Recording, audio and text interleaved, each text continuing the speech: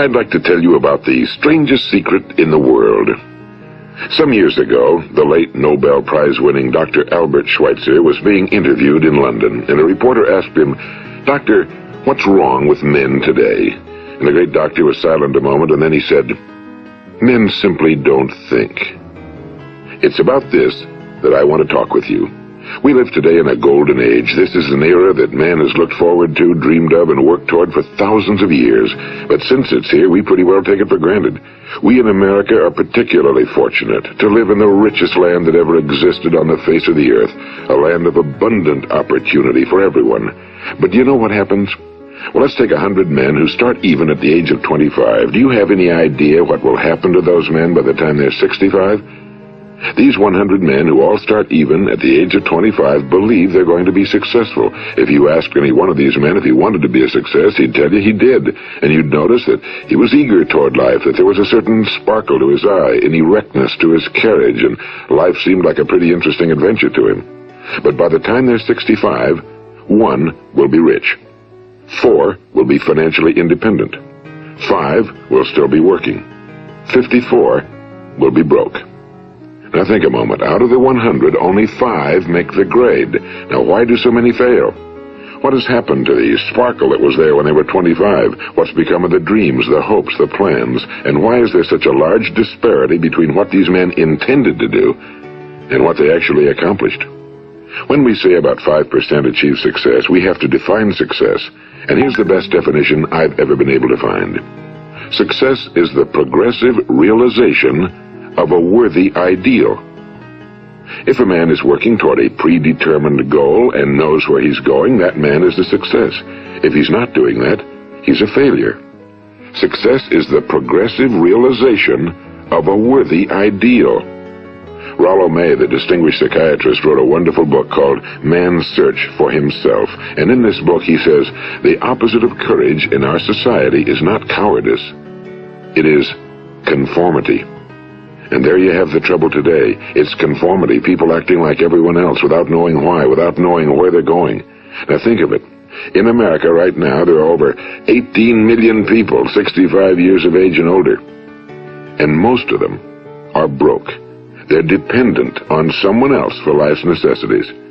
Now, we learn to read by the time we're 7. We learn to make a living by the time we're 25. Usually by that time, we're not only making a living, we're supporting a family. And yet, by the time we're 65, we haven't learned how to become financially independent in the richest land that has ever been known. Why? We conform. And the trouble is that we're acting like the wrong percentage group, the 95 who don't succeed. Now, why do these people conform? Well, they really don't know. These people believe that their lives are shaped by circumstances, by things that happen to them, by exterior forces. They're outer-directed people. A survey was made one time that covered a lot of men, working men, and these men were asked, "Why do you work? Why do you get up in the morning?" 19 out of 20 had no idea. If you ask them, they'll say, well, everyone goes to work in the morning, and that's the reason they do it, because everyone else is doing it. Now let's get back to our definition of success. Who succeeds? The only person who succeeds is the person who is progressively realizing a worthy ideal. He's the person who says, I'm going to become this, and then begins to work toward that goal. I'll tell you who the successful people are. A success is the school teacher who's teaching school because that's what he or she wants to do. The success is the woman who's a wife and mother because she wanted to become a wife and mother and is doing a good job of it. The success is the man who runs the corner gas station because that was his dream. That's what he wanted to do. The success is the successful salesman who wants to become a top-notch salesman and grow and build with his organization. A success is anyone who is doing deliberately a predetermined job because that's what he decided to do deliberately. But only 1 out of 20 does that. That's why today there isn't really any competition unless we make it for ourselves. Instead of competing, all we have to do is create. You know, for 20 years, I looked for the key which would determine what would happen to a human being. Was there a key I wanted to know which would make the future a promise that we could foretell to a large extent? Was there a key that would guarantee a person's becoming successful if he only knew about it and knew how to use it? Well, there is such a key, and I found it.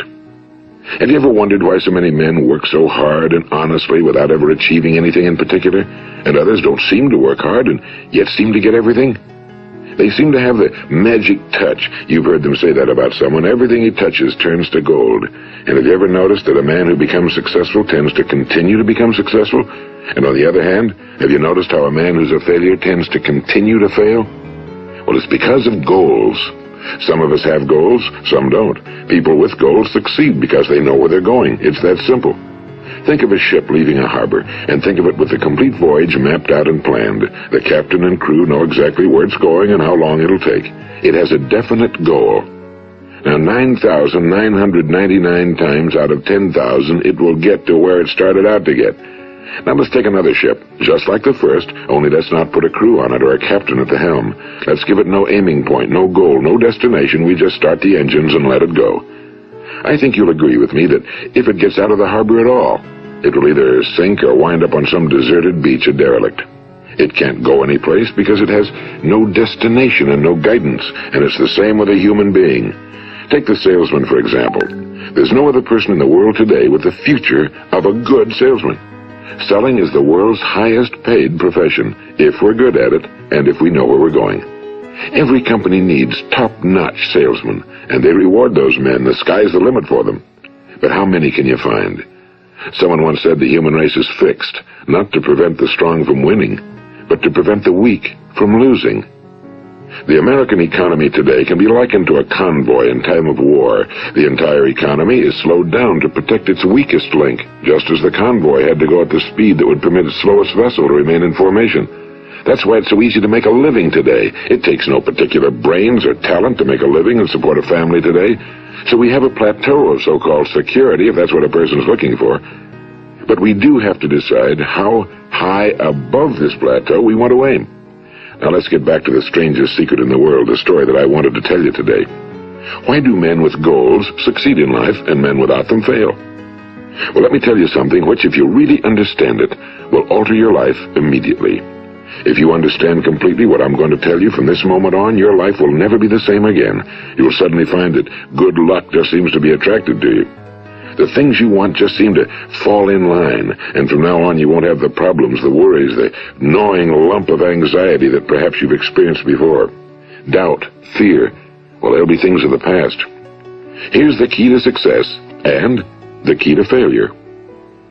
We become what we think about. Now let me say that again. We become what we think about. Throughout all history, the great wise men and teachers, philosophers and prophets have disagreed with one another on many different things. It's only on this one point that they are in complete and unanimous agreement. Listen to what Marcus Aurelius, the great Roman emperor, said. A man's life is what his thoughts make of it. Disraeli said this. Everything comes if a man will only wait. I've brought myself by long meditation to the conviction that a human being with a settled purpose must accomplish it, and that nothing can resist a will that will stake even existence for its fulfillment. Ralph Waldo Emerson said this, a man is what he thinks about all day long. William James said, the greatest discovery of my generation is that human beings can alter their lives by altering their attitudes of mind. And he also said, we need only in cold blood act as if the thing in question were real, and it will become infallibly real by growing into such a connection with our life that it will become real. It will become so knit with habit and emotion that our interest in it will be those which characterize belief. And he also said, if you only care enough for a result, you will almost certainly attain it. If you wish to be rich, you will be rich. If you wish to be learned, you will be learned. If you wish to be good, you will be good. Only you must then really wish these things and wish them exclusively, and not wish at the same time 100 other incompatible things just as strongly. In the Bible, you read in Mark 9:23, if thou canst believe, all things are possible to him that believeth. My old friend Dr. Norman Vincent Peale put it this way, this is one of the greatest laws in the universe. Fervently do I wish I had discovered it as a very young man. It dawned upon me much later in life, and I found it to be one of the greatest, if not my greatest discovery outside of my relationship to God. The great law, briefly and simply stated, is that if you think in negative terms, you will get negative results. If you think in positive terms, you will achieve positive results.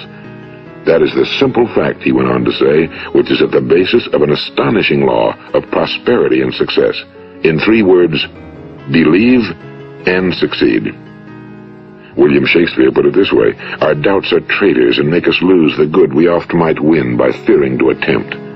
George Bernard Shaw said, people are always blaming their circumstances for what they are. I don't believe in circumstances.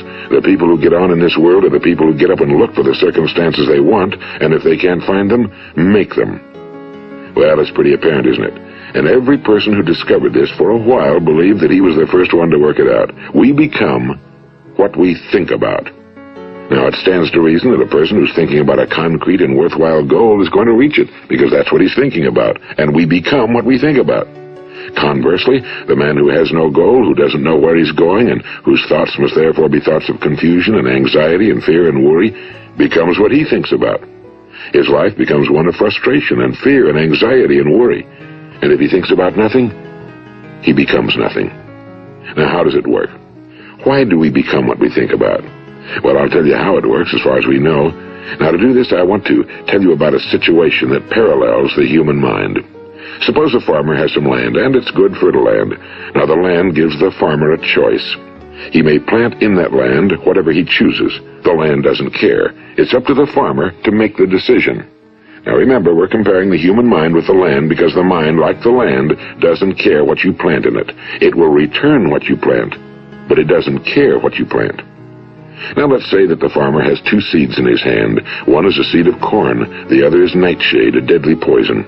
He digs 2 little holes in the earth and he plants both seeds, one corn, the other nightshade. He covers up the holes, waters, and takes care of the land, and what will happen? Invariably, the land will return what's planted. As it's written in the Bible, as ye sow, so shall ye reap. Now remember, the land doesn't care. It'll return poison in just as wonderful abundance as it will corn. So up come the 2 plants, one corn, one poison. Now, the human mind is far more fertile, far more incredible and mysterious than the land, but it works the same way. It doesn't care what we plant. Success, failure. A concrete, worthwhile goal, or confusion. Misunderstanding, fear, anxiety, and so on. But what we plant, it must return to us. You see, the human mind is the last great unexplored continent on Earth. It contains riches beyond our wildest dreams. It will return anything we want to plant. Now, you might say, well, if that's true, why don't people use their minds more? Well, I think they've figured out an answer to that one, too. Our mind comes as standard equipment at birth. It's free, and things that are given to us for nothing we place little value on. Things that we pay money for, we value. The paradox is that exactly the reverse is true. Everything that's really worthwhile in life came to us free. Our minds, our souls, our bodies, our hopes, our dreams, our ambitions, our intelligence, our love of family and children and friends and country, all these priceless possessions are free. But the things that cost us money are actually very cheap and can be replaced at any time. A good man can be completely wiped out and make another fortune. He can do that several times. Even if our home burns down, we can rebuild it. But the things we got for nothing, we can never replace. The human mind isn't used because we take it for granted. Familiarity breeds contempt. It can do any kind of job we assign to it, but generally speaking, we use it for little jobs instead of big, important ones. Universities have proved that most of us are operating on about 10% or less of our abilities. So decide now, what is it you want? Plant your goal in your mind. It's the most important decision you'll ever make in your entire life. What is it you want? Do you want to be an outstanding salesman? A better worker at your particular job? Do you want to go places in your company, in your community? Do you want to get rich? All you've got to do is plant that seed in your mind, care for it, work steadily toward your goal, and it will become a reality. It not only will, there's no way that it cannot. You see, that's a law, like the laws of Sir Isaac Newton, the laws of gravity. If you get on top of a building and jump off, you'll always go down. You'll never go up, and it's the same with all the other laws of nature. They always work. They're inflexible. Think about your goal in a relaxed, positive way. Picture yourself in your mind's eye as having already achieved this goal. See yourself doing the things you will be doing when you've reached your goal. Ours has been called the phenobarbital age, the age of ulcers and nervous breakdowns and tranquilizers. At a time when medical research has raised us to a new plateau of good health and longevity, far too many of us worry ourselves into an early grave trying to cope with things in our own little personal ways without learning a few great laws that will take care of everything for us. These things we bring on ourselves through our habitual way of thinking. Every one of us is the sum total of his own thoughts. He is where he is because that's exactly where he really wants to be, whether he'll admit that or not. Each of us must live off the fruit of his thoughts in the future, because what you think today and tomorrow, next month and next year, will mold your life and determine your future. You're guided by your mind. I remember one time I was driving through eastern Arizona, and I saw one of those giant earth-moving machines roaring along the road at about 35 miles an hour with what looked like 30 tons of dirt in it. A tremendous, incredible machine, and there was a little man perched way up on top with the wheel in his hands guiding it. And as I drove along, I was struck by the similarity of that machine to the human mind. Just suppose you're sitting at the controls of such a vast source of energy. Are you going to sit back and fold your arms and let it run itself into a ditch? Or are you going to keep both hands firmly on the wheel and control and direct this power to a specific, worthwhile purpose? It's up to you. You're in the driver's seat. You see, the very law that gives us success is a two-edged sword. We must control our thinking. The same rule that can lead a man to a life of success, wealth, happiness, and all the things he ever dreamed of for himself and his family. That very same law can lead him into the gutter. It's all in how he uses it, for good or for bad. This is the strangest secret in the world. Now, why do I say it's strange, and why do I call it a secret? Actually, it isn't a secret at all. It was first promulgated by some of the earliest wise men, and it appears again and again throughout the Bible, but very few people have learned it, understand it. That's why it's strange, and why for some equally strange reason it virtually remains a secret. I believe that you could go out and walk down the main street of your town and ask one man after another what the secret of success is, and you probably wouldn't run into one man in a month who could tell you. Now, this information is enormously valuable to us if we really understand it and apply it. It's valuable to us not only for our own lives, but the lives of those around us, our families, employees, associates, and friends. Life should be an exciting adventure. It should never be a bore. A man should live fully, be alive. He should be glad to get out of bed in the morning. He should be doing a job he likes to do because he does it well. One time I heard Grove Patterson, the great late editor-in-chief of the Toledo Daily Blade, make a speech, and as he concluded his speech, he said something I've never forgotten. He said, "My years in the newspaper business have convinced me of several things. Among them, that people are basically good, and that we came from someplace, and we're going someplace. So we should make our time here an exciting adventure. The architect of the universe didn't build a stairway leading nowhere." And the greatest teacher of all, the carpenter from the plains of Galilee, gave us the secret time and time again. As ye believe, so shall it be done unto you. I've explained the strangest secret in the world and how it works. Now on this side I want to explain how you can prove to yourself the enormous returns possible in your own life by putting this secret to a practical test. I want you to make a test that will last 30 days. It isn't going to be easy, but if you'll give it a good try, it will completely change your life for the better. Now, back in the 17th century, Sir Isaac Newton, the English mathematician and natural philosopher, gave us some natural laws of physics which apply as much to human beings as they do to the movement of bodies in the universe. And one of these laws is that for every action, there is an equal and opposite reaction. Simply stated, as it applies to you and me, it means we can achieve nothing without paying the price. The results of your 30-day experiment will be in direct proportion to the effort you put forth. To be a doctor, you must pay the price of long years of difficult study. To be successful in selling, and remember that each of us succeeds to the extent of his ability to sell. Selling our families on our ideas, selling education in schools, selling our children on the advantages of living the good and honest life, selling our associates and employees on the importance of being exceptional people. To, of course, the profession of selling itself. But to be successful in selling our way to the good life, we must be willing to pay the price. Now, what is that price? Well, it's many things. First, it's understanding emotionally, as well as intellectually, that we literally become what we think about, that we must control our thoughts if we're to control our lives. It's understanding fully that as ye sow, so shall ye reap. Second, it's cutting away all fetters from the mind and permitting it to soar as it was divinely designed to do. It's the realization that your limitations are self-imposed and that the opportunities for you today are enormous beyond belief. It's rising above narrow-minded pettiness and prejudice. And third, it's using all your courage to force yourself to think positively on your own problem, to set a definite and clearly defined goal for yourself, to let your marvelous mind think about your goal from all possible angles, to let your imagination speculate freely upon many different possible solutions, to refuse to believe that there are any circumstances sufficiently strong to defeat you in the accomplishment of your purpose, to act promptly and decisively when your course is clear, and to keep constantly aware of the fact that you are at this moment standing in the middle of your own acres of diamonds, as Russell Conwell used to point out. And fourth, save at least 10% of every dollar you earn. It's also remembering that no matter what your present job, it has enormous possibilities if you're willing to pay the price. Now let's just go over the important points in the price each of us must pay to achieve the wonderful life that can be ours. It is, of course, worth any price. 1. You will become what you think about.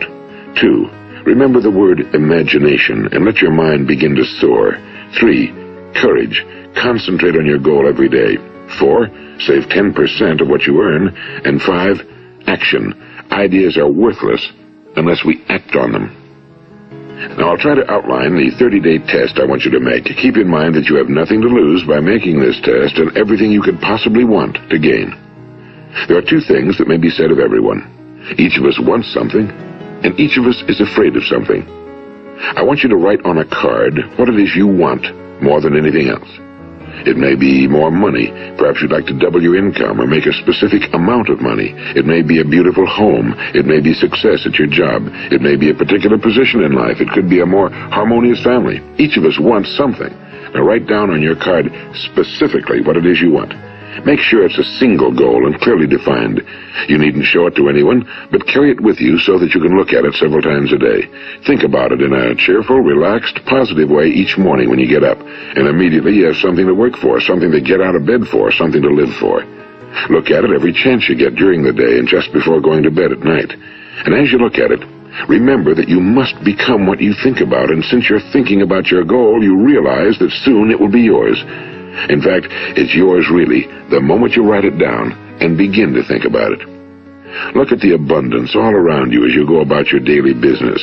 You have as much right to this abundance as any other living creature. It's yours for the asking. Now we come to the difficult part. Difficult because it means the formation of what is probably a brand new habit, and new habits are not easily formed.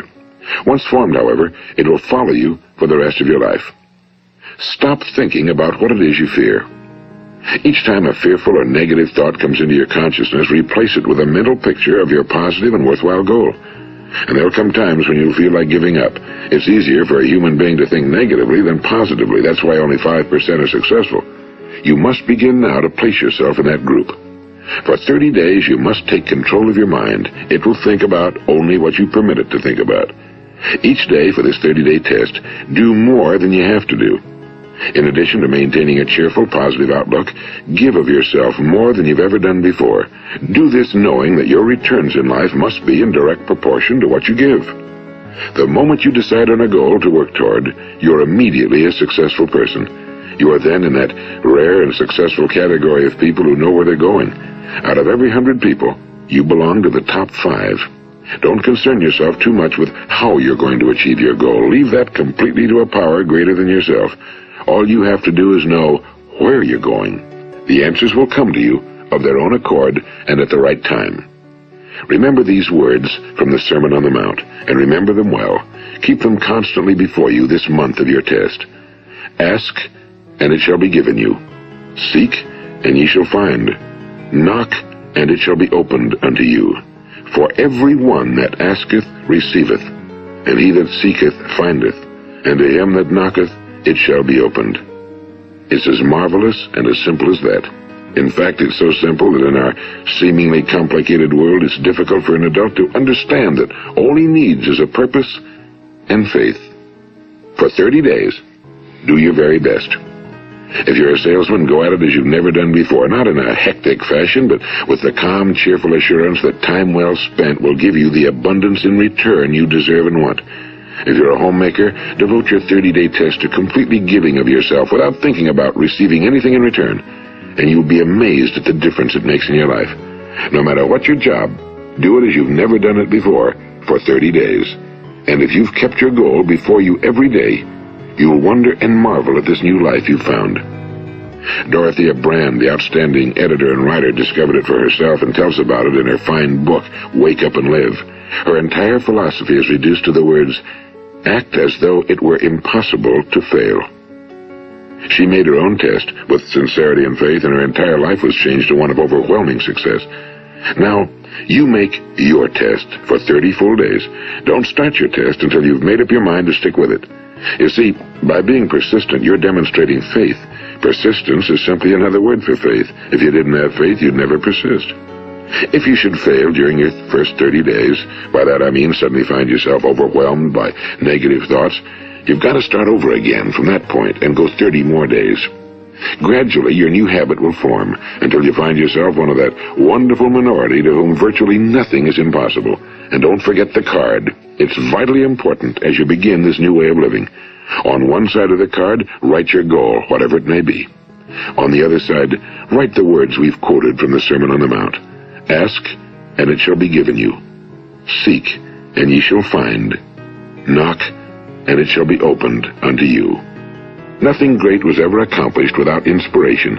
See that during these crucial first 30 days, your own inspiration is kept at a peak. And above all, don't worry. Worry brings fear, and fear is crippling. The only thing that can cause you to worry during your test is trying to do it all yourself. Know that all you have to do is hold your goal before you.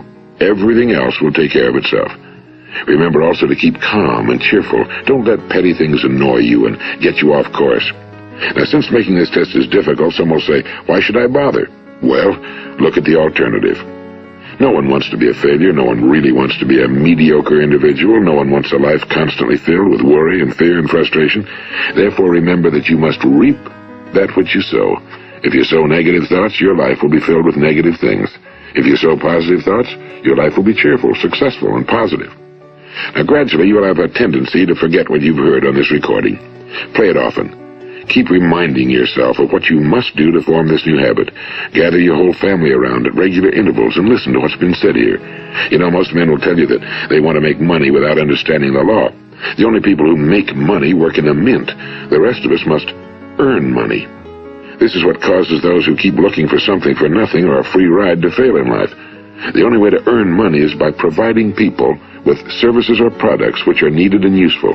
We exchange our time and our product or service for the other man's money. Therefore, the law is that our financial return will be in direct proportion to our service. Now, success is not the result of making money. Making money is the result of success, and success is in direct proportion to our service. Most people have this law backwards. They believe that you're successful if you earn a lot of money. The truth is that you can only earn money after you're successful. It's like the story of the man who sat in front of the stove and said to it, "Give me heat, and then I'll add the wood." How many men and women do you know, or do you suppose there are today, who take the same attitude toward life? There are millions. We've got to put the fuel in before we can expect heat. Likewise, we've got to be of service first before we can expect money. Don't concern yourself with the money. Be of service, build, work, dream, create. Do this and you'll find there's no limit to the prosperity and abundance that will come to you. Prosperity, you know, is founded upon a law of mutual exchange. Any person who contributes to prosperity must prosper in turn himself. Sometimes the return will not come from those you serve, but it must come to you from someplace, because that's the law. For every action, there is an equal and opposite reaction. As you go daily through your 30-day test period, remember that your success will always be measured by the quality and quantity of service you render, and money is a yardstick for measuring this service. No man can get rich himself unless he enriches others. Now, there are no exceptions to a law. You can drive down any street in America and from your car estimate the service that's being rendered by the people living on that street. Had you ever thought of this yardstick before? It's interesting. Some, like ministers and priests and other devoted people, measure their returns in the realm of the spiritual, but again, their returns are equal to their service. Once this law is fully understood, any thinking person can tell his own fortune. If he wants more, he must be of more service to those from whom he receives his return. If he wants less, he has only to reduce his service. This is the price you must pay for what you want. If you believe you can enrich yourself by deluding others, you can end only by deluding yourself. It may take some time, but just as surely as you breathe, you'll get back what you put out. Don't ever make the mistake of thinking you can avert this. It's impossible. The prisons and the streets where the lonely walk are filled with people who tried to make new laws just for themselves. We may avoid the laws of man for a while, but there are greater laws that cannot be broken. An outstanding medical doctor recently pointed out 6 steps that will help you realize success. 1. Set yourself a definite goal. 2. Quit running yourself down. 3. Stop thinking of all the reasons why you cannot be successful and instead think of all the reasons why you can. 4. Trace your attitudes back through your childhood and try to discover where you first got the idea you couldn't be successful, if that's the way you've been thinking. 5. Change the image you have of yourself by writing out a description of the person you would like to be. And 6. Act the part of the successful person you have decided to become. The doctor who wrote those words is a noted West Coast psychiatrist, Dr. David Harold Fink. Do what the experts since the dawn of recorded history have told you must do. Pay the price by becoming the person you want to become. It's not nearly as difficult as living unsuccessfully. Make your 30-day test, then repeat it again, and each time it will become more a part of you until you'll wonder how you could ever have lived any other way. Live this new way and the floodgates of abundance will open and pour over you more riches than you may have dreamed existed. Money? Yes, lots of it. But what's more important, you'll have peace. You'll be in that wonderful minority who lead calm, cheerful, successful lives. Start today. You have nothing to lose, but you have a whole life to win.